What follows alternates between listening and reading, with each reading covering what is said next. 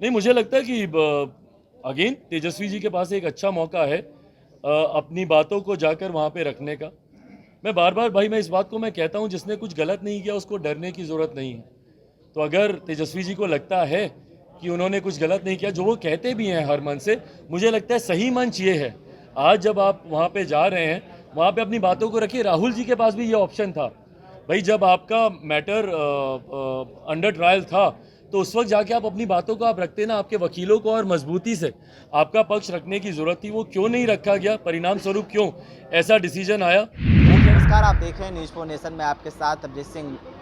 राहुल गांधी की जो लोकसभा की सदस्यता गई है, इसको लेकर बिहार में राजनीति काफ़ी तेज हो गई है। और वहीं बात करें तो उप मुख्यमंत्री तेजस्वी यादव को आज दिल्ली में सीबीआई कोर्ट में पेशी होना है। इसको लेकर लोक जनशक्ति पार्टी रामविलास के राष्ट्रीय अध्यक्ष चिराग पासवान ने साफ तौर पर कहा है कि तेजस्वी यादव को अगर इस तरह बुलाया गया है, सीबीआई कोर्ट में पेशी हुआ है, तो उनको अपनी बातों को रखना चाहिए। जब अगर कुछ किए नहीं है तो इसमें डर क्या कहाँ से, उनको सबसे अच्छा मंच मिला है अपने बातों को रखने के लिए। और वहीं बात करें तो साफ तौर पर जिस तरह से राहुल गांधी की सदस्यता गई है, उस पर चिराग पासवान ने साफ तौर पर कहा है कि ये पहले कोई नेता नहीं है कि जिनकी सदस्यता नहीं गई है।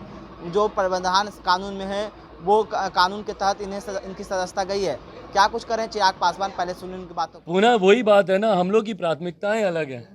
आज भी आप लोगों को ज़्यादा दिलचस्पी इस बात पे है क्योंकि ये ज्वलंत विषय चल रहा है। दिलचस्पी इस बात पे है कि राहुल जी का क्या होगा, तो तेजस्वी जी का क्या होगा, आम बिहारी का क्या होगा। ये दिलचस्पी हम लोगों में ही नहीं उत्पन्न हो पा रही है। ये दुख की बात है, ये दुख की बात है। मैं आप सब से भी भाई आग्रह करूंगा, लोकतंत्र का चौथा स्तंभ है। हाँ ज़रूर ये विषय बहुत सबको एक्साइट करते हैं, अरे राहुल जी की सदस्यता चली गई, 8 साल तक वो चुनाव लड़ेंगे नहीं लड़ेंगे। पर भाई जिनका जीवन बर्बाद हो रहा है, आम बिहारियों का जीवन बर्बाद हो रहा है, क्या हम लोग की भी प्राथमिकता नहीं बनती? नैतिकता का आधार नहीं कहता कि हम लोग भी इसमें। खैर आपके प्रश्न का मैं जवाब दे देता हूँ क्योंकि आप जानना चाह रहे हैं, क्योंकि यही प्रश्न आगे भी आएंगे। कोई फर्क नहीं पड़ता भाई किसकी सदस्यता जा रही है नहीं जा रही है, ये एक कानूनी प्रक्रिया का हिस्सा है। मुझे दोहराने की ज़रूरत नहीं है, ये बात आप सब लोग जानते हैं। एक जांच हुई, न्यायालय की तरफ से ये वर्डिक्ट आया और ये प्रावधान कानून में ही बनाए गए हैं। और इस प्रावधानों को बदलने का प्रयास यूपीए की सरकार ने किया था, जिसको स्वयं राहुल जी ने ही खारिज किया था। भाई उन्होंने ही 2013 में जब ये ऑर्डिनेंस, जब यूपीए की तत्कालीन सरकार लेकर आई थी, जब 2013 में सुप्रीम कोर्ट ने एक आदेश में इस बात का जिक्र किया था, तो उस वक्त तत्काल सांसदों को की बर्खास्ती नहीं हो, उनकी संसद सदस्यता नहीं जाए, उसको रोकने के लिए यूपीए सरकार ये ऑर्डिनेंस लेकर आई थी। पर इस अध्यादेश को राहुल जी ने स्वयं अपने हाथों से फाड़ने का उन्होंने काम किया था। तो वो खुद इस बात को जानते हैं भैया कि कानून, रिप्रेजेंटेशन एक्ट जो पाला कॉन्स्टिट्यूशन का जो है जनप्रतिनिधियों से जुड़ा हुआ, उसमें ये स्पष्ट तौर से कहा गया है कि 2 साल या उससे ज़्यादा की अवधि के लिए अगर किसी को भी सज़ा मिलती है, कोई भी कन्विक्ट होता है, तो उसकी सदस्यता जाएगी।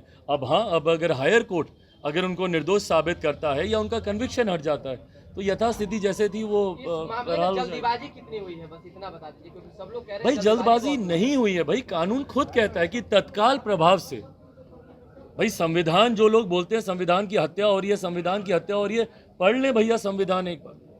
ये बात तो कही गई है ना, कानून इस बात को कहता है कि तत्काल प्रभाव से जिस वक्त ये नोटिफिकेशन आया, जिस वक्त नोटिफिकेशन नहीं, जिस वक्त ये वर्डिक्ट आया, मान के चलिए उसी वक्त से ये नोटिफिकेशन लागू है कि आपकी संसद सदस्यता आपकी जाती है।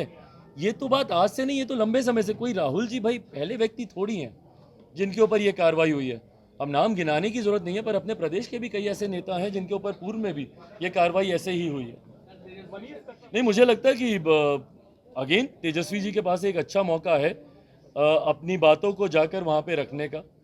मैं बार बार भाई मैं इस बात को मैं कहता हूँ, जिसने कुछ गलत नहीं किया उसको डरने की ज़रूरत नहीं है। तो अगर तेजस्वी जी को लगता है कि उन्होंने कुछ गलत नहीं किया, जो वो कहते भी हैं हर मन से, मुझे लगता है सही मंच ये है। आज जब आप वहाँ पे जा रहे हैं, वहाँ पे अपनी बातों को रखिए। राहुल जी के पास भी ये ऑप्शन था भाई, जब आपका मैटर अंडर ट्रायल था, तो उस वक्त जाके आप अपनी बातों को आप रखते ना, आपके वकीलों को और मजबूती से आपका पक्ष रखने की ज़रूरत थी।